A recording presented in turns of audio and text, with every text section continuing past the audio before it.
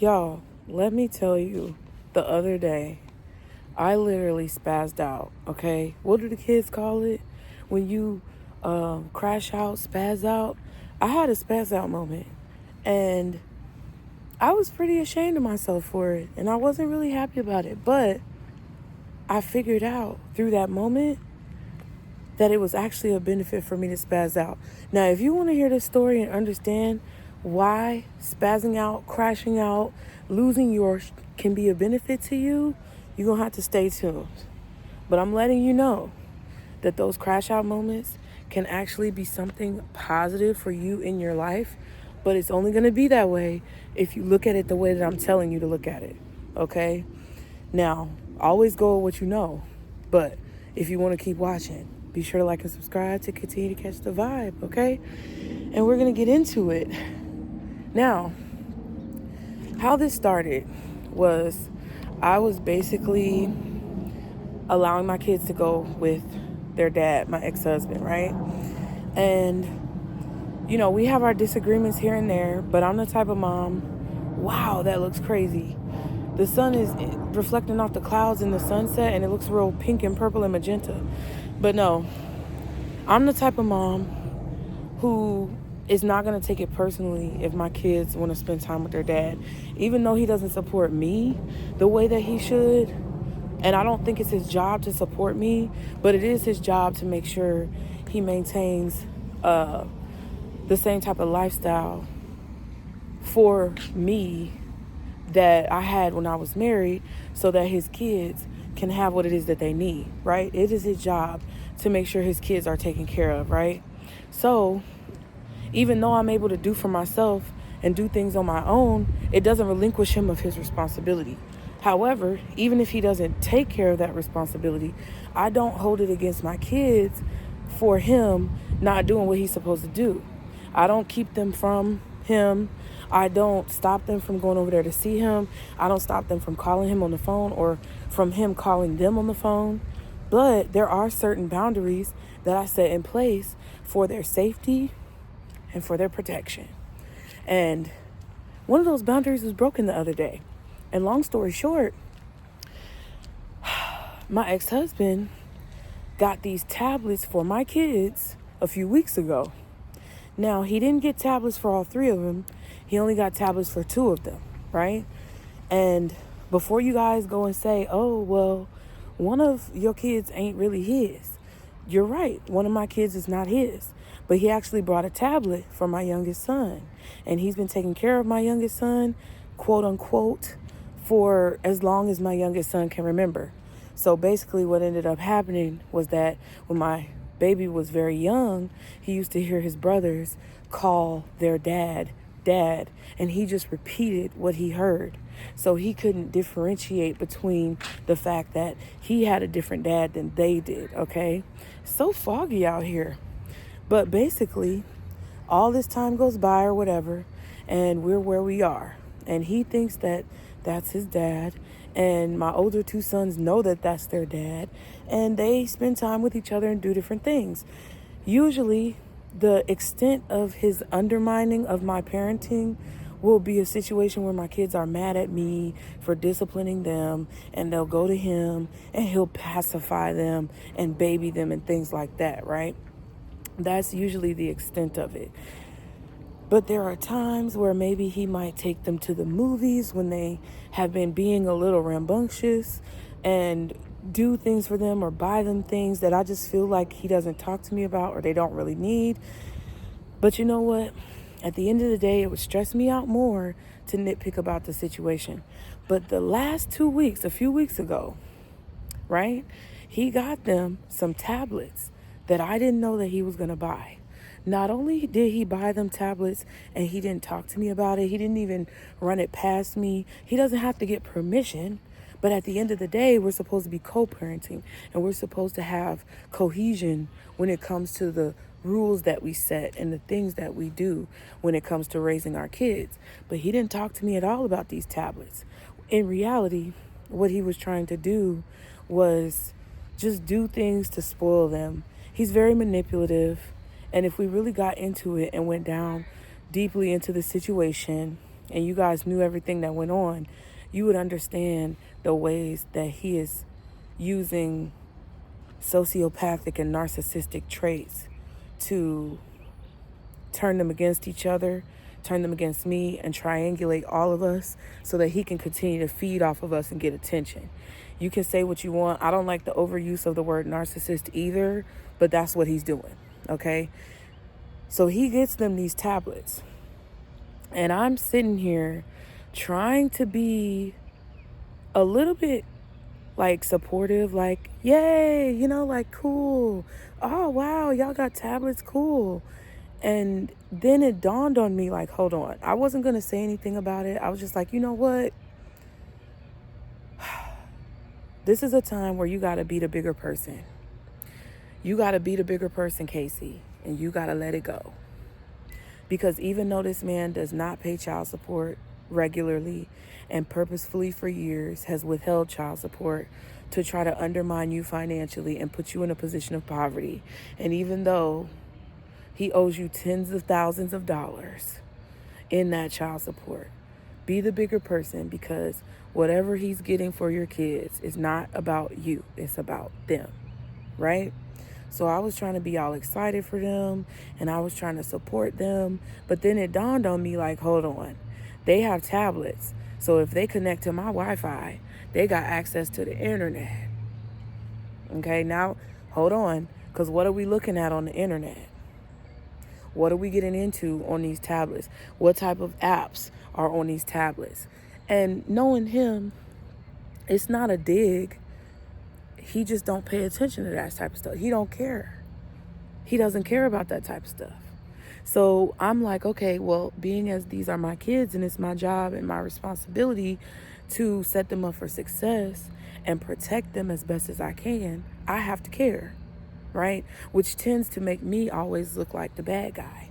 But I don't care about looking like the bad guy, because you can go on and kiss the dirtiest part of the crack of my eye, okay?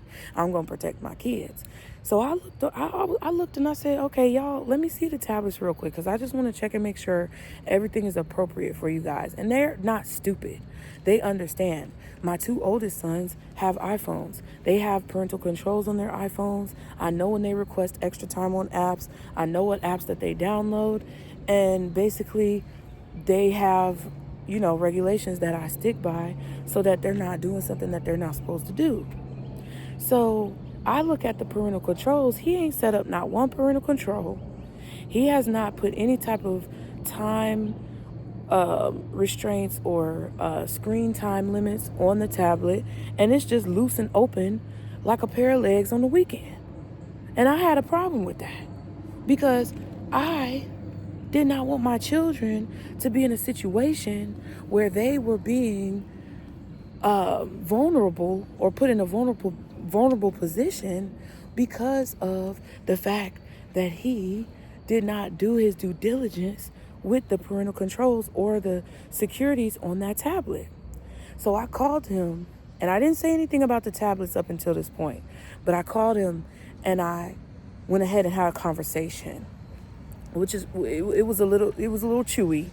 I chewed him out a little bit because, first of all, you didn't even talk to me about getting these tablets. You don't know how their behavior was at home. Even if you ask them about their behavior, they're going to tell you whatever you want to hear in order to get what they want. And now I'm finding out that you didn't put the parental controls or any type of restrictions on this tablet, and they could be looking at God knows what. Why did you do this? What compelled you in your peanut brain to do this? You get what I'm saying?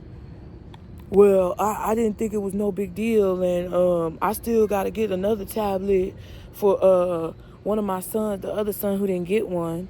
I still got to get one for him, and I could figure out how to put the parental controls on there. When you've known someone for 14 years and you know that they're not going to do a lick of what they say, because that's what he does. He talks.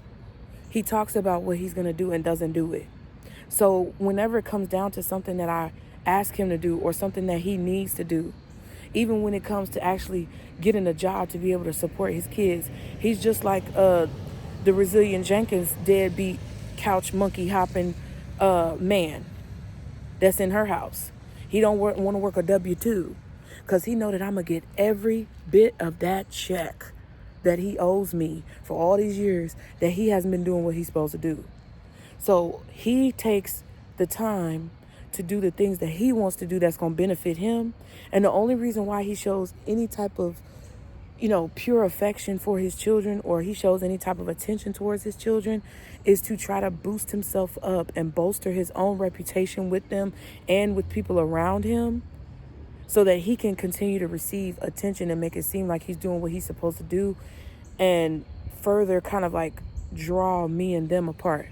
So the fact that he's even getting them tablets is to try to make me, because the last few years I ain't been able to do anything much for them but to take care of them, and that's enough. But sometimes kids don't understand that, right? So the only reason why he even got them the tablets, they don't need tablets. The only reason why he got them the tablets is to make it seem like, oh, daddy's doing so much for you. Oh, So we went ahead and established what was the situation on the phone by me asking him why he got the tablets. Well, I just feel like they could get some tablets. Okay. That's where we at. All right. So long story short, I told him about the fact that there weren't any parental controls or screen, limitations on the tablet. And he was like, oh, well, you can't put parental controls on there.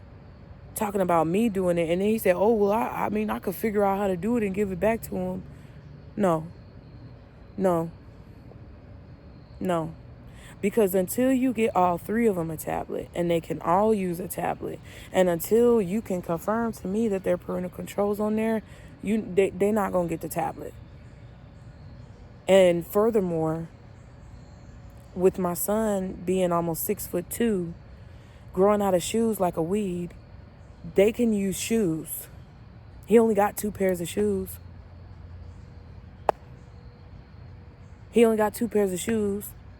We just moved in here. I had to get rid of all my stuff.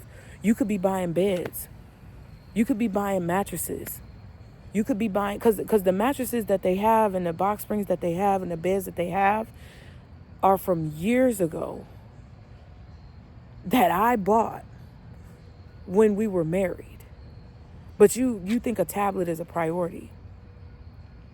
You could be getting them extra reservoirs of soap and detergent to wash their clothes. That's, like I said, the Negro is not going to pay the child support. I've let that go years ago.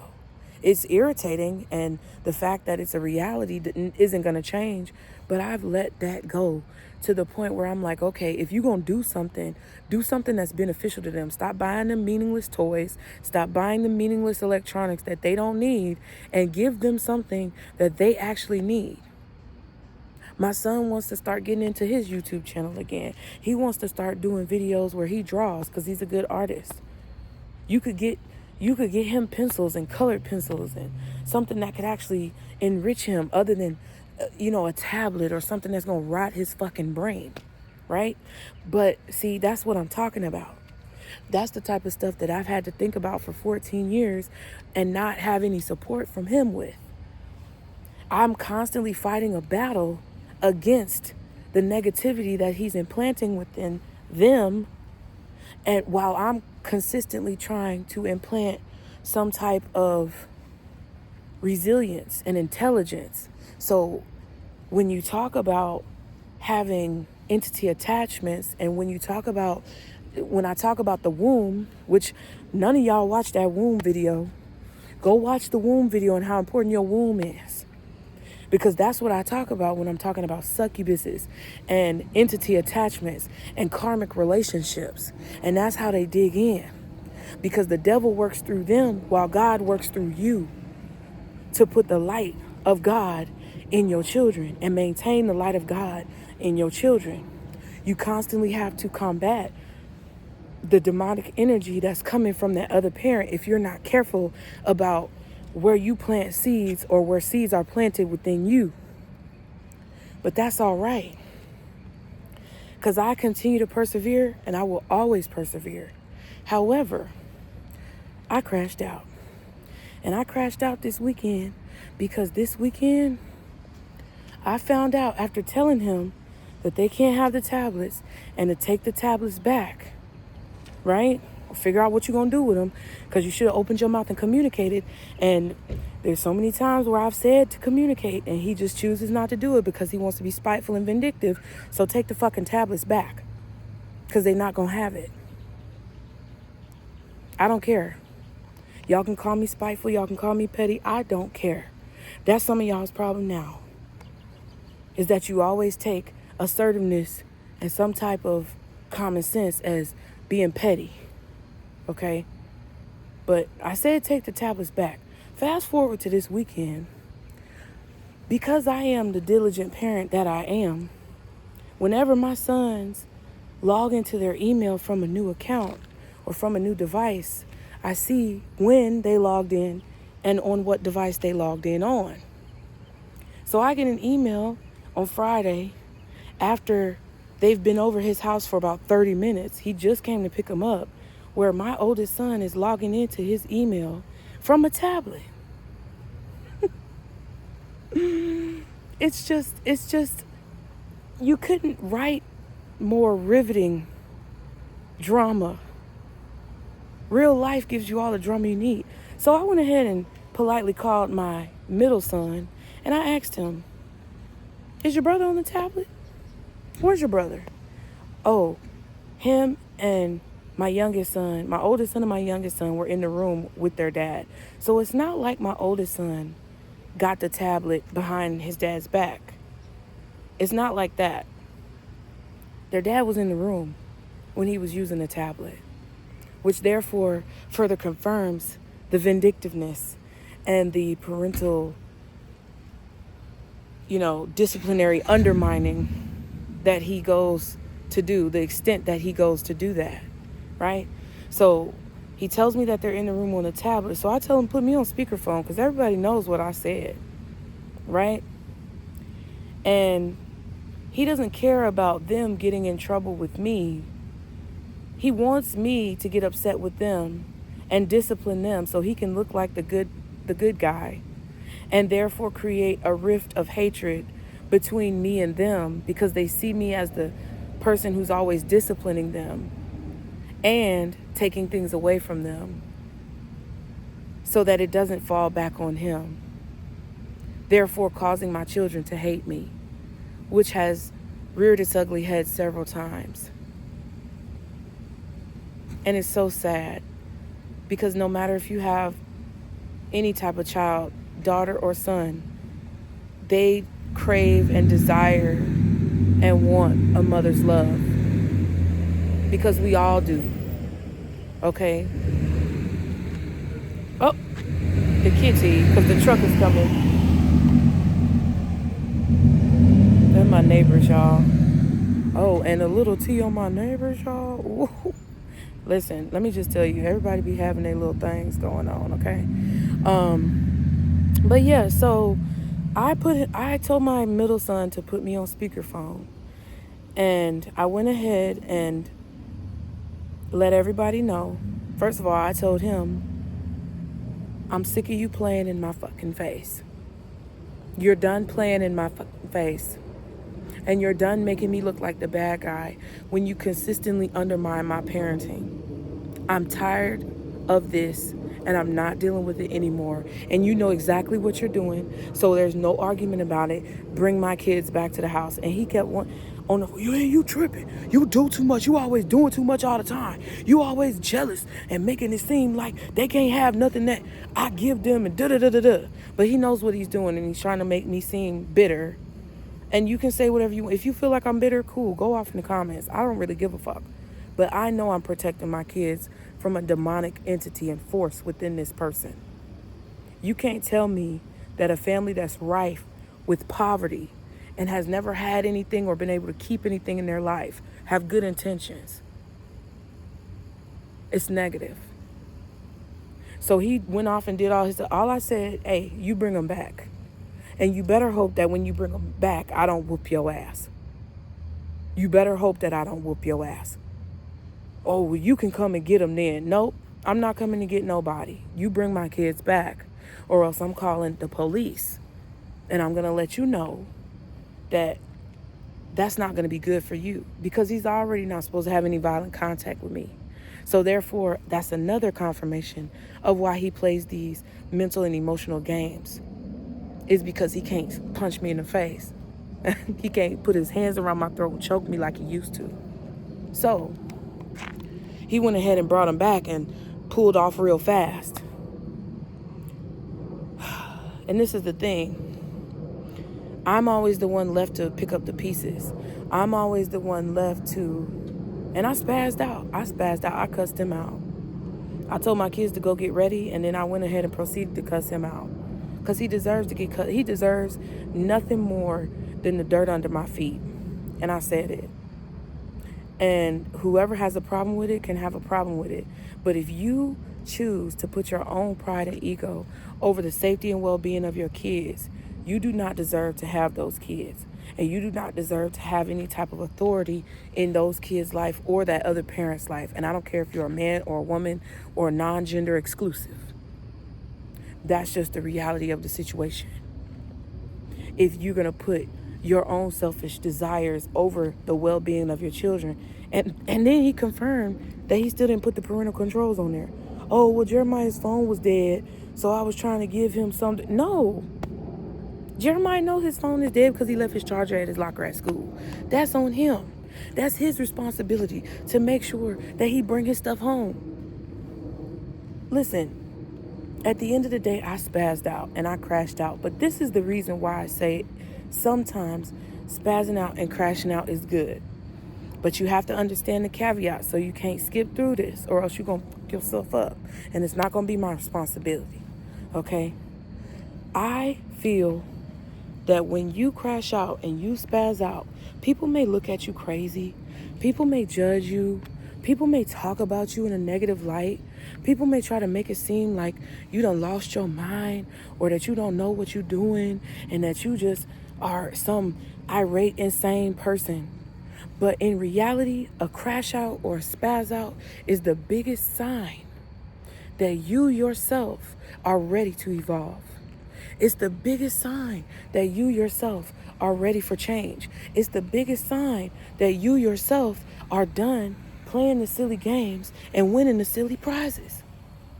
And when you get to that point where you literally lose your shit, it means that you are done playing the game. You're not going to fall for the illusion anymore. You're not going to allow someone to get you to lay down and bend over and take it up the back with no Vaseline. And that's the good part about losing your shit. And it's not necessarily a good thing for you to go off on people. And this is the caveat that I want you to understand. You have to understand how that provocation is orchestrated to stop you from being able to reach those goals that now you've established that you're ready for. You've established through getting fed up and pissed off that you're ready for a change. As I spoke,